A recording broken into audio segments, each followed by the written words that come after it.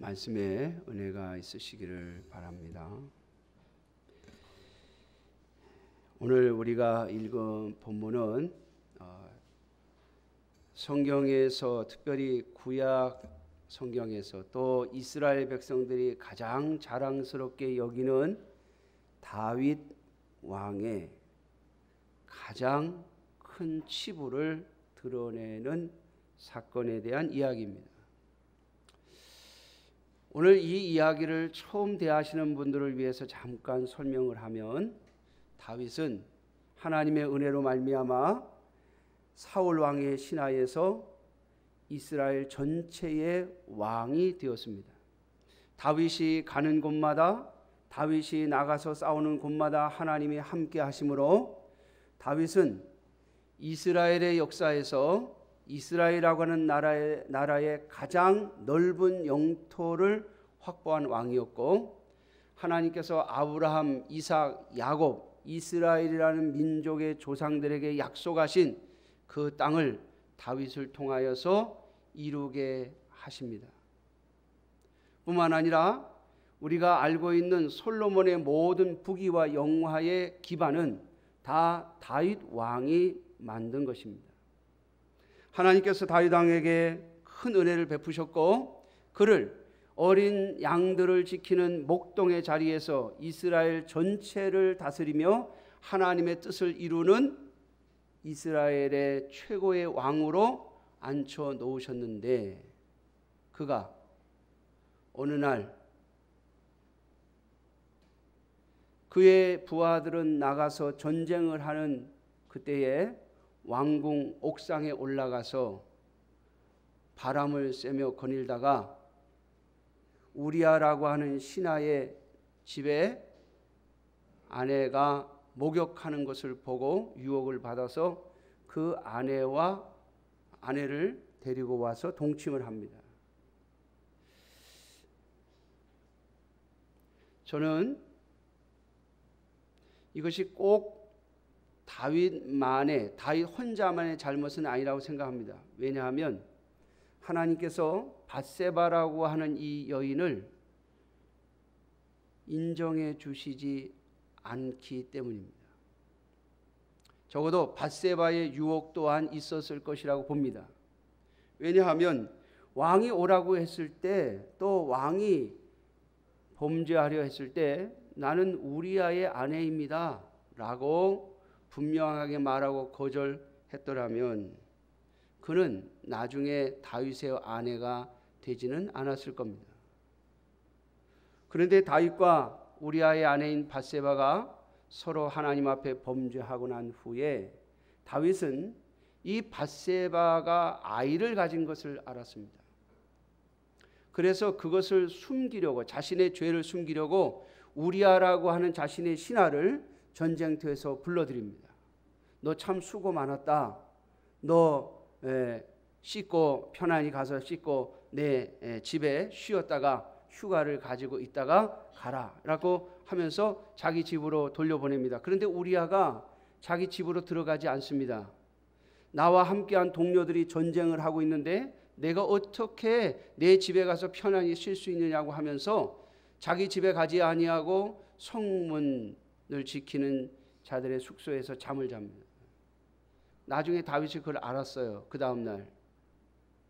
그래서 우리아를 불러가지고 또 말합니다. 너 왜 내가 가서 쉬라는데 쉬지 않느냐? 집으로 가라. 그랬는데 우리아가 또 안 가요. 이제 다윗의 죄가 들통이 나게 생겼습니다. 그래서 다윗은 계획을 세웁니다. 우리아를 죽이기로요.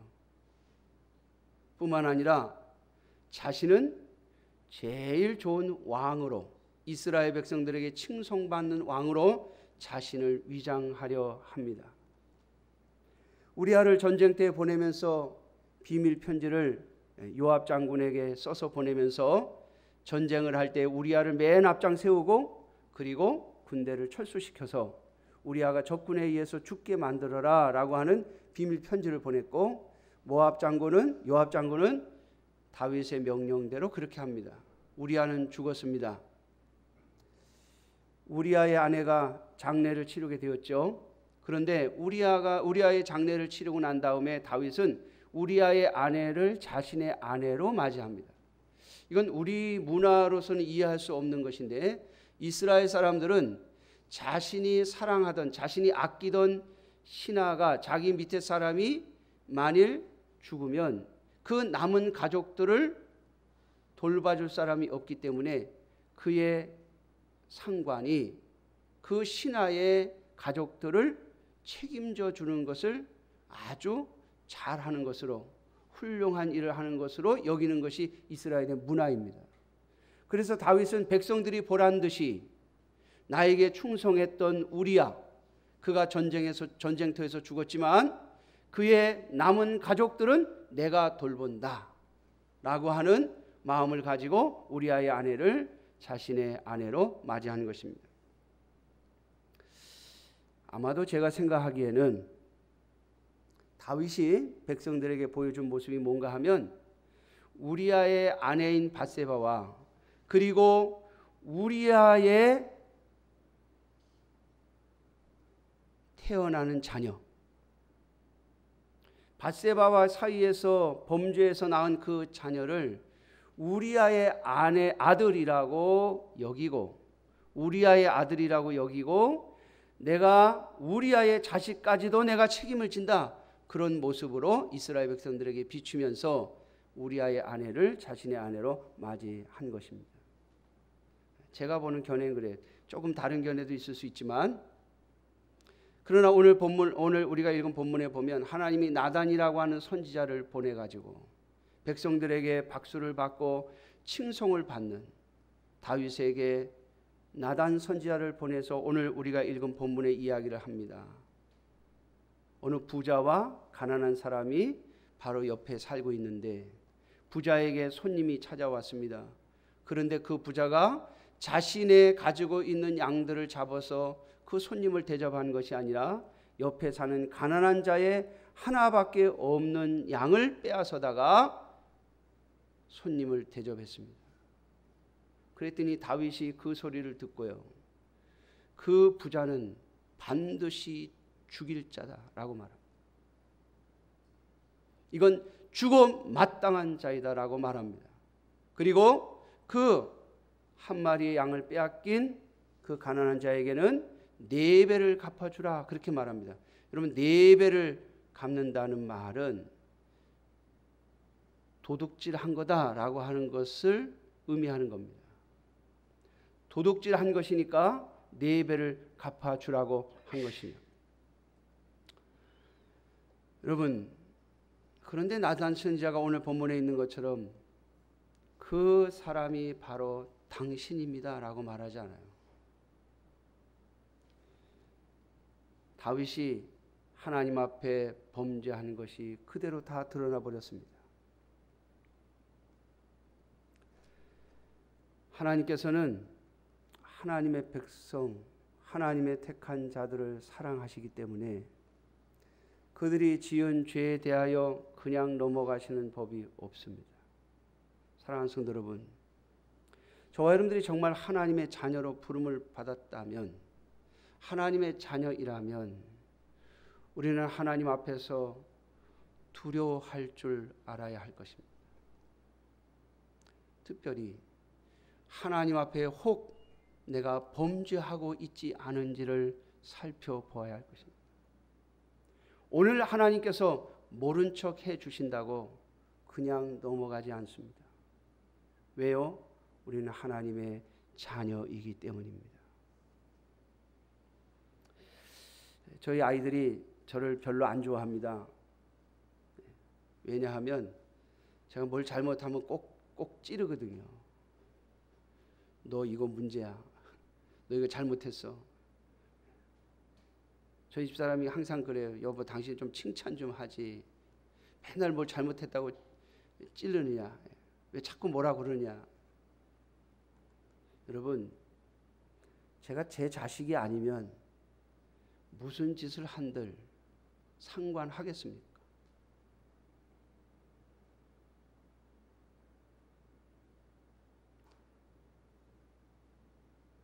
저희 어머님이 저에게 그러세요. 어렸을 때 굉장히 저를 무섭게 하셨다고 그랬잖아요. 제가 저희 어머님이 무서워서 어머님 말 한마디 하시면 벌써 긴장을 확 합니다. 제가 예배 한번 빼먹었다가 어머니한테 얼마나 맞았는지, 예배를 빼먹으려고 그러면 맞은 게 생각이 나가지고 그게 겁나서 교회를 못 빼먹었다니까요. 그런데 저희 어머님이 이제 나이가 드셔서 하시는 이야기가 그런 거예요. 나는 그래도 내 아들이 어디에 내놔도 떳떳한 아들이 되었으면 했다.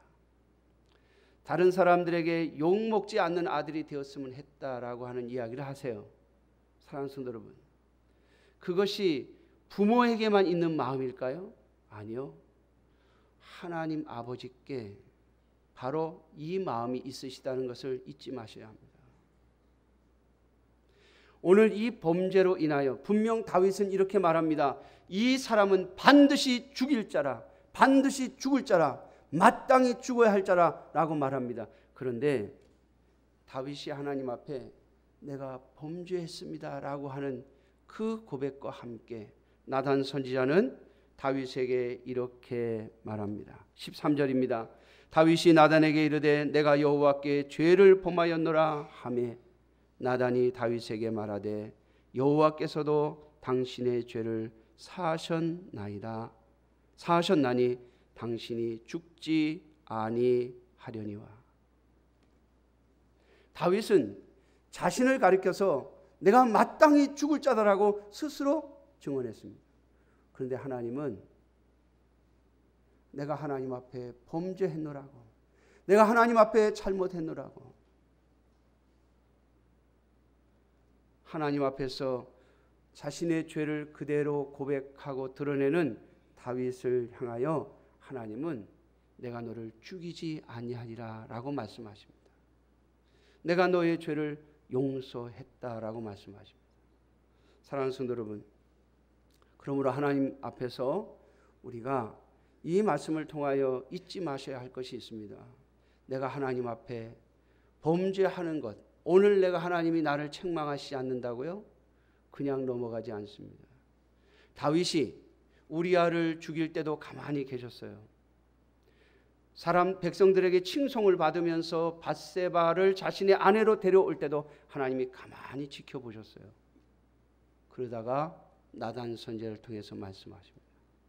사랑하는 성도 여러분, 오늘 하나님께서 우리에게 오늘 당장 말씀하시지 않는다고 해서 하나님이 그냥 넘어가실 거라고 생각하시면 안 됩니다.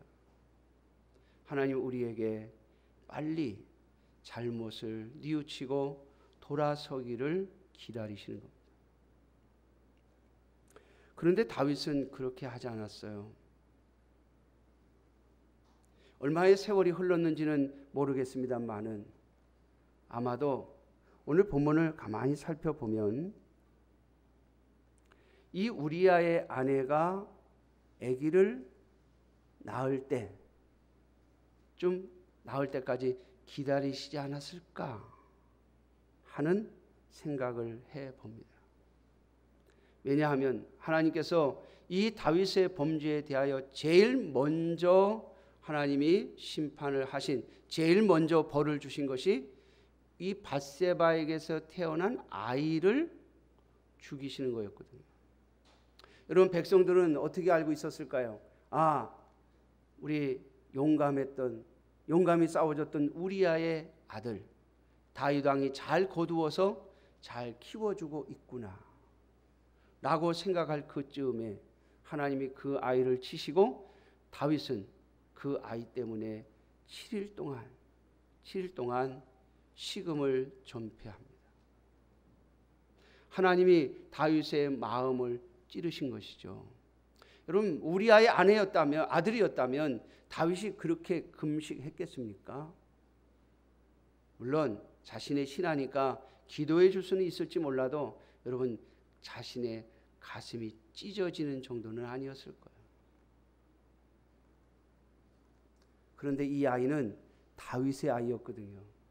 백성들에게는 우리아의 아이인 것처럼 보였지만 실제로는 다윗의 아이였어요. 그래서 하나님이 다윗의 그 아이를 치신 겁니다.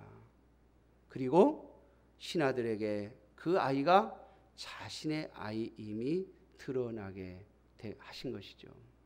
사랑하는 성도 여러분, 하나님은 오늘 가만히 계신다고 해서 그냥 넘어가시는 분이 아닙니다. 그러므로 언제나 먼저 하나님 앞에 엎드려 회개하고 하나님 앞에 용서를 구하고 하나님 앞에 잘못했다고 고백할 수 있는 저와 여러분들이 되시기를 주님의 이름으로 축원합니다. 자, 그런데 오늘 본문을 보면 하나님께서 나단 선지자를 통해서 이제 벌을 주시는데요. 이 아이를 하나님이 죽이시는데 7일 만에 이 아이가 죽습니다. 그런데 오늘 다윗이 아이가 죽을 병에 걸린 것처럼 아무리 치료해도 뭐 약을 써도 낫지 아니하니까 이 큰일 났잖아요. 그러니까 식음을 전폐하고 일주일을 기도를 합니다. 하나님 앞에 부르짖습니다. 그런데 하나님이 이 아이를 살려주시지 않으세요. 많은 분들이 하나님 앞에 간절한 소망이 있고 소원이 있어서 나와 부르짖는데 하나님이 그 기도에 응답하지 아니하시면 그때 뭐라고 한지 아세요? 하나님이 있긴 뭘 있어. 하나님이 계시다면 이럴 수가 있느냐고 말합니다. 여러분, 그건 신앙이 아니에요.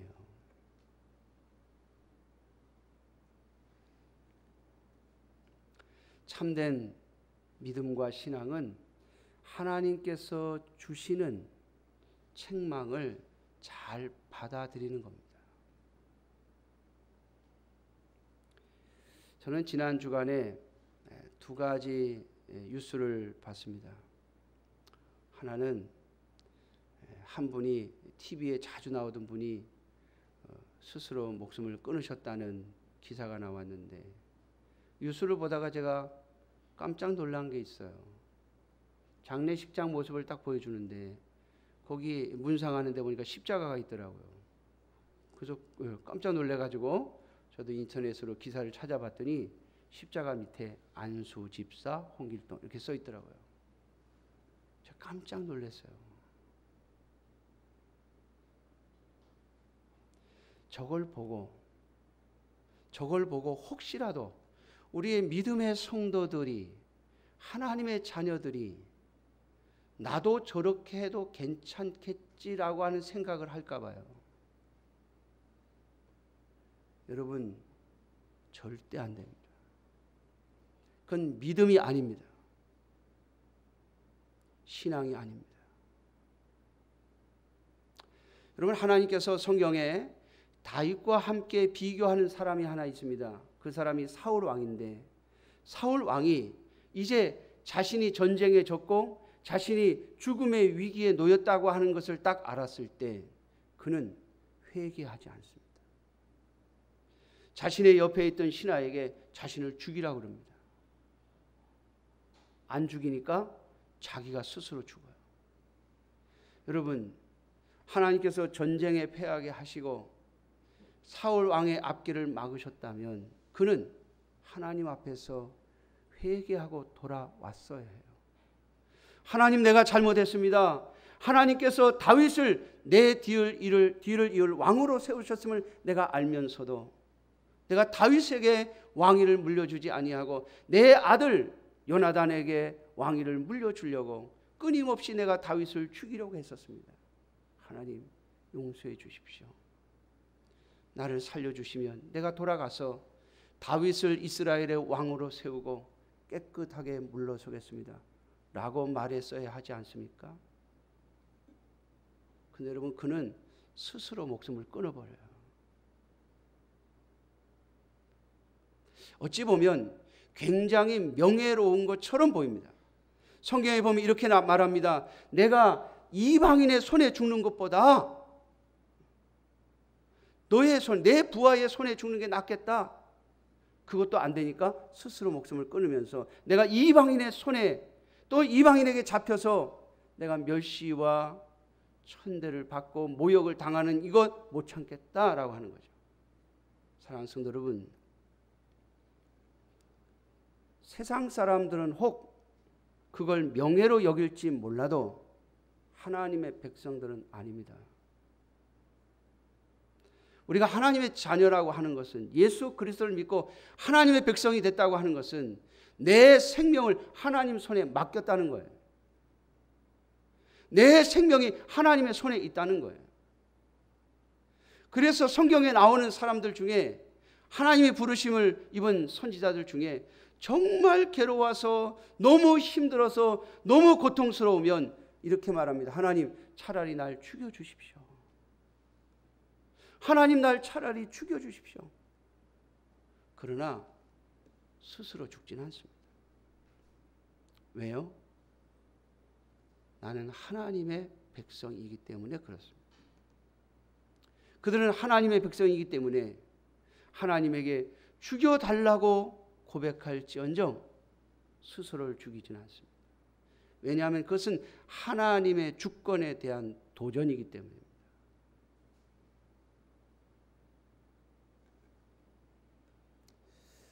또 한 분의 그 무슨 일주기 추모식 같은 게 있었죠. 물론 뭐 그분은 하나님의 자녀가, 하나님의 백성이 아니기 때문에 제가 뭐 얘기하고 싶지 않습니다.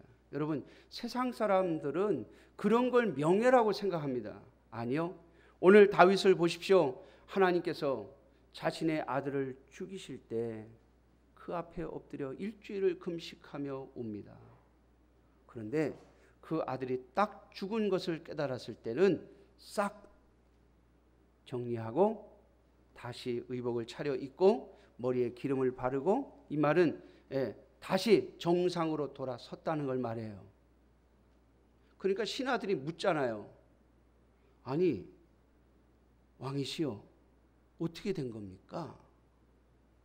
그게 이상해서 묻는 거예요. 지금 아이가 아플 때 그렇게 울고 금식하시더니 아이가 죽으니까 어떻게 다시 멀쩡하니 제자리로 돌아갑니까?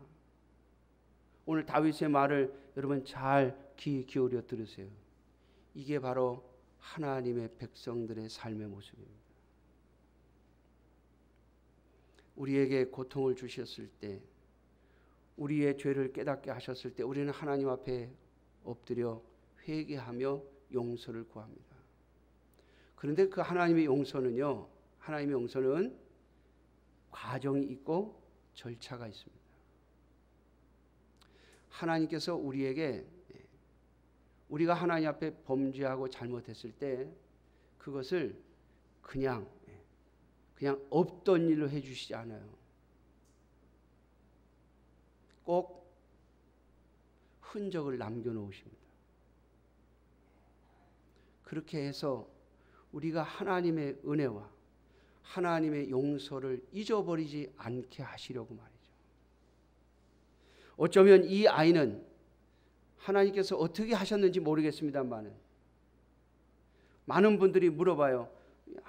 목사님, 이 아이는 천국 갔습니까? 지옥 갔습니까? 물어보거든요. 정확한 대답은요, 하나님만 아십니다. 몰라요, 저도. 왜? 하나님이 천국에 데려갔다, 내 품으로 불렀다, 이렇게 말씀하시는 건 없어요. 그렇다고 또 내가 지옥에 보냈다, 이렇게 말씀하신 것도 없어요. 그런데 분명한 것은 이 아이의 죽음이 다윗의 가슴에 하나님께서 네가 범죄한 사실을 잊어버리지 말라고 새겨 넣으시는 첫 번째 사건이었다는 겁니다. 사무엘하를 읽어보면요, 이 이후에 압살롬의 아들, 그러니까 다윗이 자신의 아들들 중에서 가장 자랑스럽게 여기던 아들이 압살롬인데, 이 압살롬이 반역을 하고 죽어가는 그 과정을 쭉 설명하고 있는데요, 굉장히 많은 분량을 할애하고 있어요. 하나님께서 오랜 세월 동안, 오랜 시간 동안 다윗의 죄를 기억하라고 말씀하고 있다는 것을 알 수 있습니다. 사랑하는 성도 여러분, 우리 생각에는 우리가 하나님 앞에 금방 잘못했다 그러면 하나님이 금방 용서해 주시고 아무 일도 안 주시면 우리는 하나님 앞에 더 잘할 것 같아요. 저도 그런 생각이 들어요. 하나님이 나를 빨리 회복시켜 주시고 빨리 일으켜 주시면 내가 하나님 앞에 더 잘할 것 같아요. 여러분, 내가 나를 모르는 거예요. 하나님이 우리에게 뼈저리게 알게 하지 아니하시면 우리는 하나님 앞에 온전히 충성하지 않습니다. 여러분, 다윗이 그 위대한 제국을 형성하고 나중에 보면 여러분 솔로몬이 결혼을 할 때 애굽의 애굽 왕의 딸들을 결혼시킵니다. 아내를 줍니다. 아람 나라의 공주들이 솔로몬의 아내로 들어옵니다. 주변 나라의 모든 나라들의 공주들이 솔로몬의 아내로 들어와요. 아내로 첩으로 들어옵니다. 이유가 뭔지 아세요? 다윗이 잃었던 이스라엘의 힘이 그만큼 강했다는 거예요. 그만큼 하나님께서 강력한 나라를 만들도록 하셨음에도 불구하고 다윗은 마지막 죽음의 순간까지 교만하지 않습니다. 왜요? 이 하나님의 채찍으로 말미암아 그에게 새겨놓으신 하나님의 그 흔적이 너무나도 강했기 때문입니다. 다윗은 하나님 앞에 범죄함으로 인하여 두 아들, 아니 암논까지 치면 세 아들이죠. 세 아들이 죽임을 당하는 채찍을 맞습니다. 그것이 그가 마지막 죽음의 순간까지도 하나님 앞에서 절대 교만하지 않을 수 있었던 이유라고 저는 생각합니다. 사랑하는 성도 여러분, 진정한 회개는 내가 무엇을 잘못했는지를 하나님 앞에서 분명하게 고백하는 것이고, 그리고 그 죄로 말미암아 주시는 하나님의 채찍을 묵묵히 받아들이며 가는 길입니다. 정말 하나님의 사람이었다면 아무리 어렵고 힘든 상황에서라도 결코 낙심하거나 절망하거나 자신의 인생을 포기하지 않습니다. 그러므로 사랑하는 성도 여러분, 혹여라도 하나님께서 오늘 여러분들에게 많은 은혜를 베풀어 주셨더라면 그 자리에서 범죄하지 않도록 자신을 잘 살피는 저와 여러분들이 되시기를 주님의 이름으로 축원합니다. 혹 하나님께서 저와 여러분들에게 책망하시고 우리의 죄에 대하여 채찍하신다면 사랑하는 성도 여러분, 믿음으로 잘 견뎌내는 여러분들이 되시기를 주님의 이름으로 축원합니다. 때로는 금식도 할 수 있을 것입니다. 때로는 너무 아파서 가슴을 후벼 팔 일도 있을 것입니다. 그러나 하나님은 우리의 아버지이심을 잊지 마십시오. 어떤 아버지도 자신을 멸망으로 집어넣는 부모는 없습니다. 그러므로 우리가 하나님 앞에서 혹 어려움을 겪더라도 겸손히 엎드려 주님 앞에 울면서 견뎌낼 수 있는 하나님의 자녀들이 되시기를 주님의 이름으로 축원합니다. 기도하겠습니다. 자비로우신 아버지 하나님,